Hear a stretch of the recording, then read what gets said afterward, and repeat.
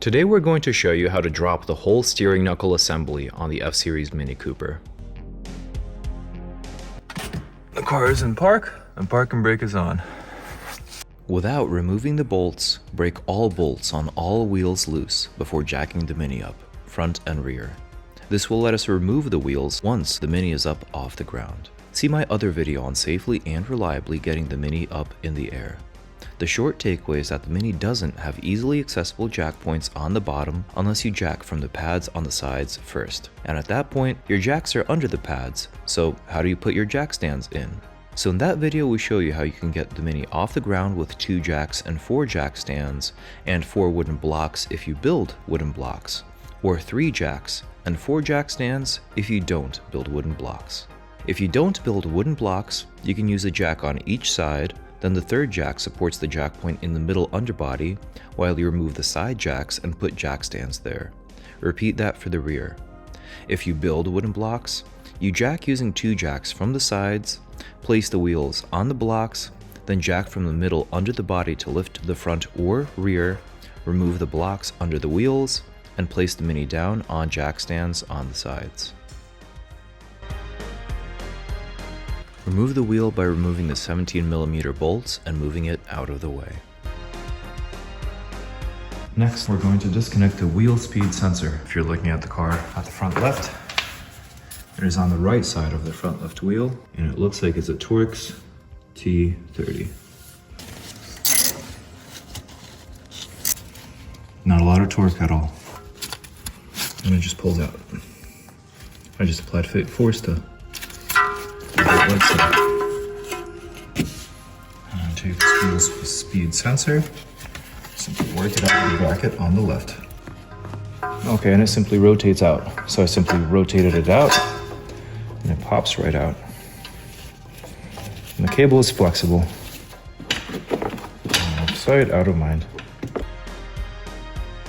Next we'll want to, the instructions said unseat the ABS sensor, but I only had a wheel speed /1 sensor here. I did not have an ABS sensor. So in case you do, look for another sensor to disconnect. But this is the brake pad wear sensor. Simply going to unseat it from the tab here by pulling this way. Pulls right off like so, this way. And we'll want to unseat the brake pad wear sensor here, just by gently pulling it off like so. Unseat the sensor as well while we're at it. And unseat the brake line. I think these are tabs that we need flathead screwdrivers to pull sideways on to get this off.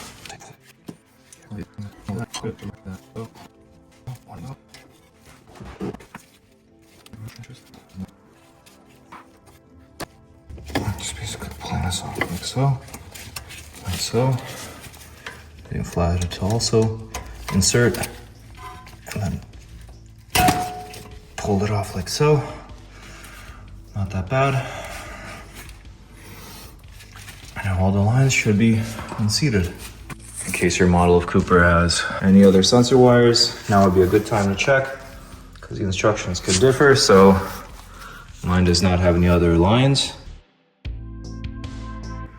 For removing any stuck sway bar bolts like so, first you need something long to torque it down with without holding the Torx and to break it loose. And then you get your, and that's a 16mm, and then you get your 16mm wrench, your T30, and you simply hold it in place while wrenching it down. And if you need uber small tools, you got this guy. I'll link that in the description, and it's an ultra low profile tool. It goes right in the bottom like so. Fits right in.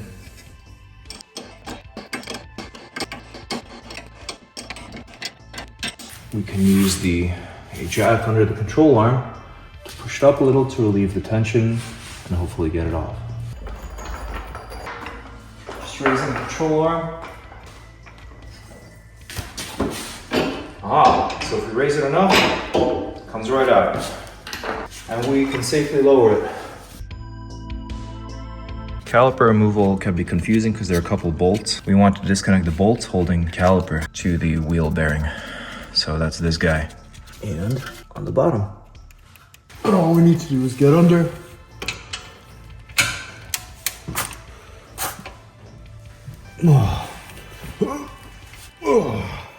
That's a good amount of torque. Now, before you completely remove the brake caliper, mentally gauge where you're going to attach it. We're going to try to zip tie it somewhere here, safely out of the way, so we'll put a zip tie here. Easy. With the top bolt, it's a little more challenging because it's like, how do you get your 18 millimeter in here without damaging this nice brake line right next to it? So I think I came up with a way to get the top caliper bolt off. Instead of using an extension like this, we use a double small extension, which is just a bit shorter than this. We put our 18 millimeter on that. That will nicely give us just barely enough space without harming the brake line. Now let's just put this in here.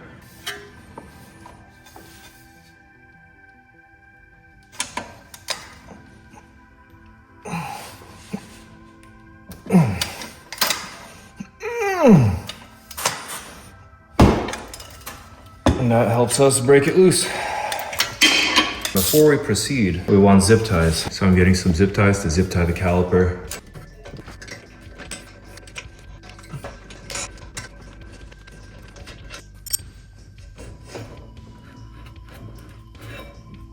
The caliper comes off. Now we want to make sure to safely hang it somewhere here. You might want to prep the zip ties next time. Prep a few zip ties like so. Get another one on here because I've had one zip tie break before.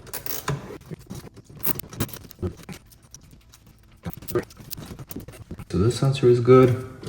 Just want to check the line. Tension on the brake line is also good. We'll get it just a little bit closer. Peace of mind. Check the tension on the brake line. I think we're good. Cool. That's how I have it supported. So there's no tension on the brake line. This bothers me a little, but I think it'll be fine. Next, if you're looking at the setup here, on the right, we're disconnecting this outer tie rod end from the steering knuckle. It also might spin through. So we will use a Torx T30 inside to hold this inside, to hold the whole thing in place as we turn it. And it is a 21 millimeter socket. That is on there real good. And that's so for good. To break it loose, I put a 21 millimeter socket on it. I have a 1/4 inch drive or 1/2 inch drive. And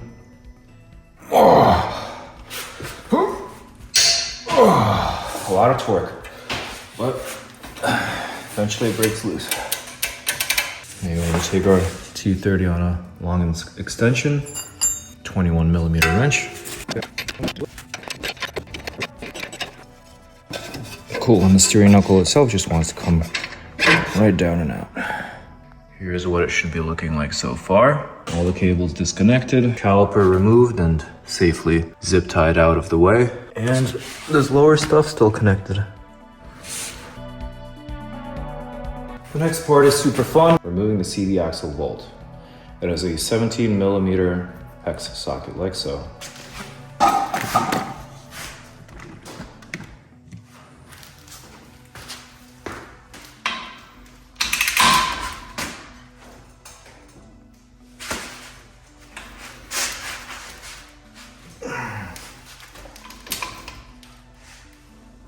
There we go. Surprised it started coming out.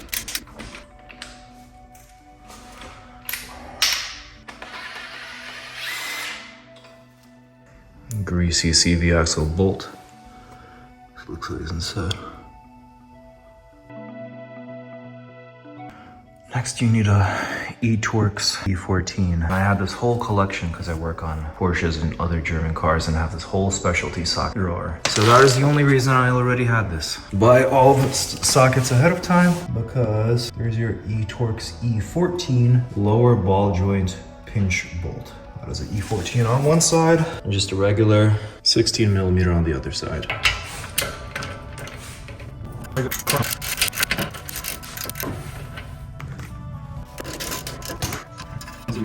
I kind of don't hate it. So the company who makes the part in their official instruction video says at this point you remove your ride height sensor from the lower control arm. But I do not have such a sensor. So at this point, if you don't know, we just visually inspect for it, observe, confirm that we do not have it, move on to the next step. Remove it if you do. With the lower control arm bolt disconnected, that should let us rotate the control arm how we want. We'll need to use a crowbar to slip it out of the bottom here, out of the pinch bolt area thing.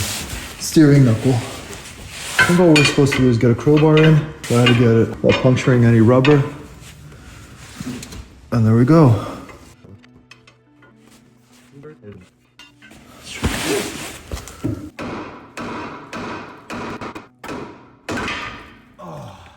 And there we go. The axle comes out, control arm comes out. Now this whole thing is one unit, out of which we will be able to disconnect from the top. Super exciting. Cool.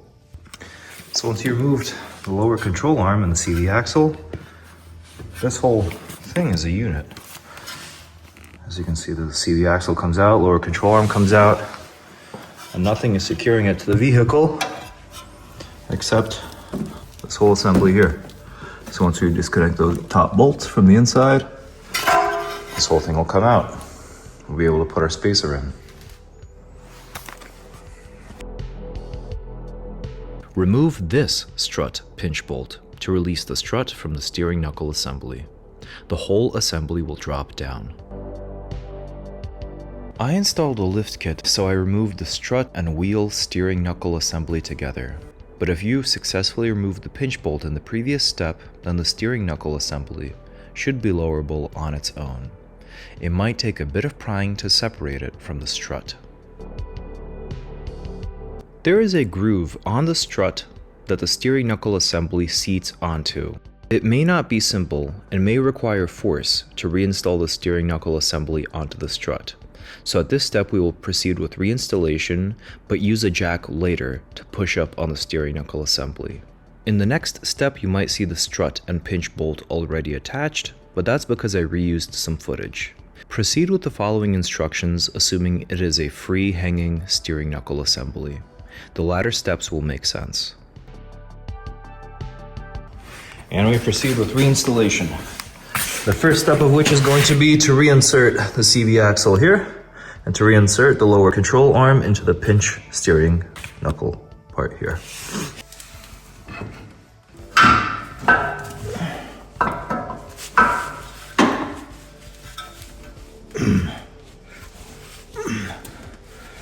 Kind of want to knock it in while aligning the CV axle.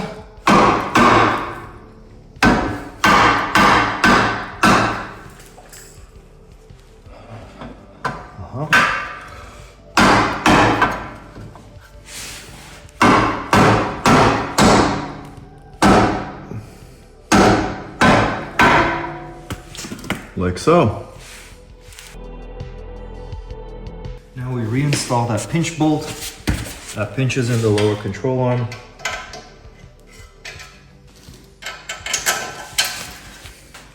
$16mm nut and E14.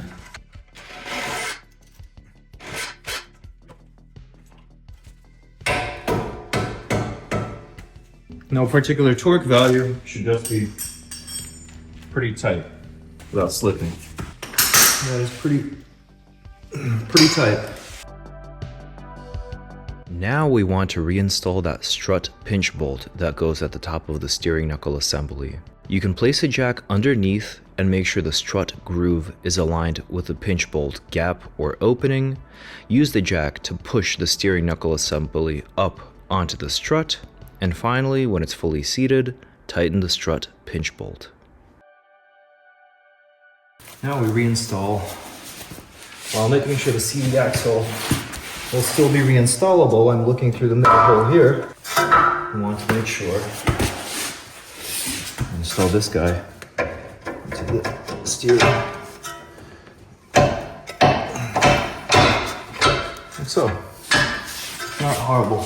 Well, you see it's all rusted here, so let me put some anti-seize on it. That ought to do it. I'll grab the other threads. And this is our 21mm friend.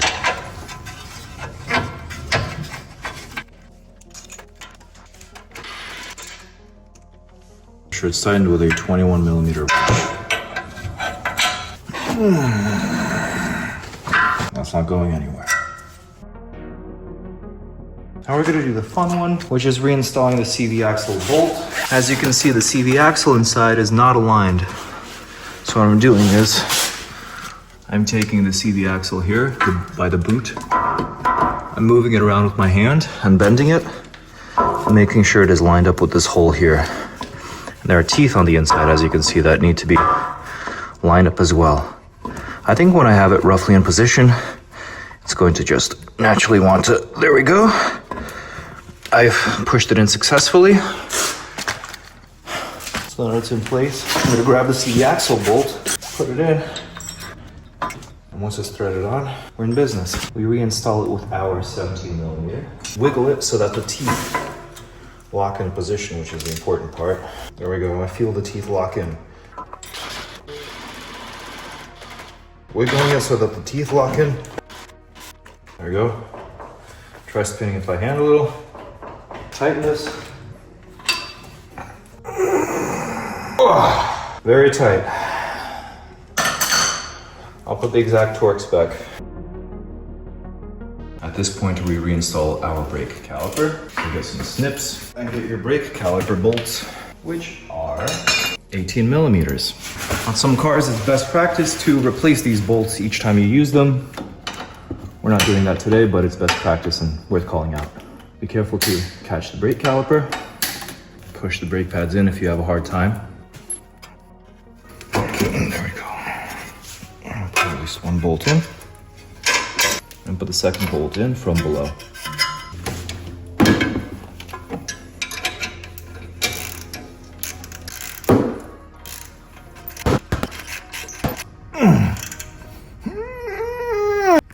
To make absolute sure the brake caliper doesn't fall off.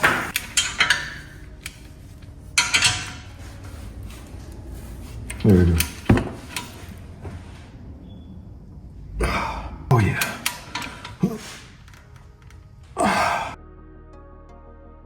If you had a ride height sensor, now is when you reinstall it into the lower control arm.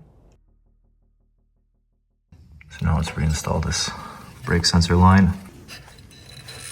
There we go.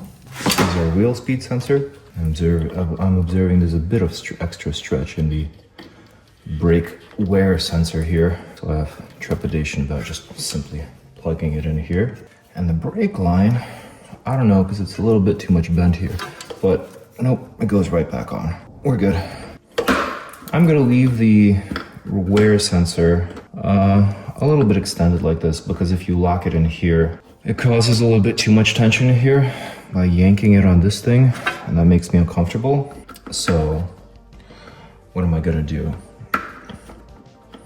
I'm going to zip tie the brake wear sensor here so that there's not too much tension caused by stretching it upwards here. Worst case scenario, this hops off and then maybe a dangling brake wear sensor, but we're not gonna risk destroying it.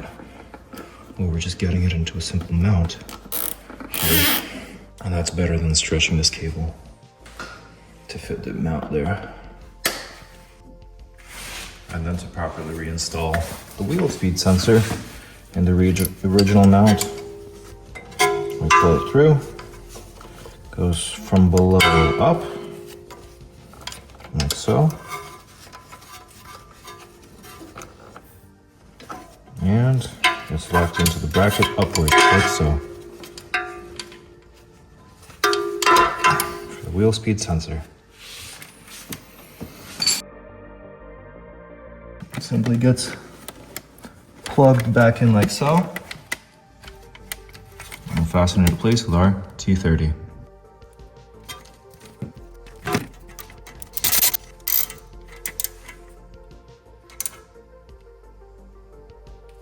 Cool.